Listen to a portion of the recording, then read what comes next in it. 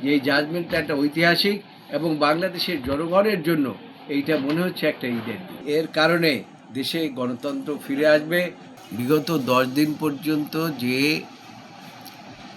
আপিলটি শুনানি হয়েছে, অর্থাৎ তত্ত্বাবধায়ক ব্যবস্থা পুনঃপ্রবর্তনের জন্য এবং 13 অ্যামেন্ডমেন্টের রায় বাতিলের জন্য, সেইটার উপরে আজকে আপিল বিভাগ সর্বসম্মতিক্রমে, এখানে কোনো ডিভিশন ছিল না, সর্বসম্মতিক্রমে আপিল এবং রিভিউ অ্যালাউ করেছেন।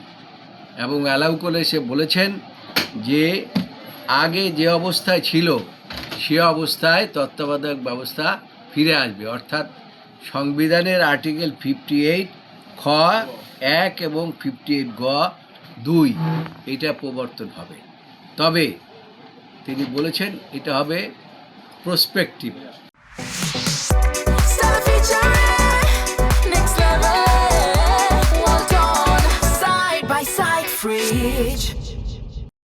সেই জন্য আমরা বলি যে এই নির্বাচনের বেলায় এটা কার্যকরী হবে না। তার কারণ পরবর্তীতে একটা পার্লামেন্ট আসবে, সেই পার্লামেন্ট নির্ধারণ করবেন যে কিভাবে এই তত্ত্বাবধায়ক ব্যবস্থাটা কার্যকরী করা হবে। এবং সেই জন্য তিনি বলেছেন যে এইটা সম্বন্ধে ডিটেলস আমি যখন পুরো জাজমেন্টটা দেব তখন আপনারা দেখতে পাবেন। এটা রায়টা ঐতিহাসিক এবং আমি বলেছি যে এটা সাংবাদিকদের আপনাদের উদ্দেশ্যে যে বাংলাদেশের মানুষের জন্য এটা মনে হচ্ছে একটা ঈদের দিন। তার কারণ এই বাংলাদেশের মানুষ দীর্ঘ 17 বছর পর্যন্ত ভোট দিতে পারে নাই, তাদের অধিকার প্রয়োগ করতে পারে নাই, তারা নিশ্চিন্তে রাস্তাঘাটে চলতে পারে নাই, গুম হতো, খুন হতো এবং মানুষ বাড়িতে অবস্থান করতে পারে নাই। এই থেকে যেহেতু মুক্তি পেয়েছে, তখন এই মুক্তির কারণে আমি এটাকে বলছি যে এই জাজমেন্টটা একটা ঐতিহাসিক এবং বাংলাদেশের জনগণের জন্য এইটা মনে হচ্ছে একটা ঈদের দিন।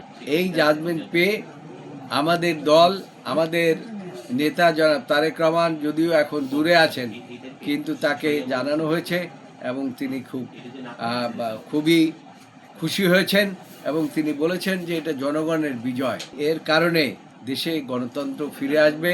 যে গণতন্ত্র ধ্বংস করেছিলেন শেখ হাসিনা সরকার, সেখান থেকে মানুষ মুক্তি পাবে।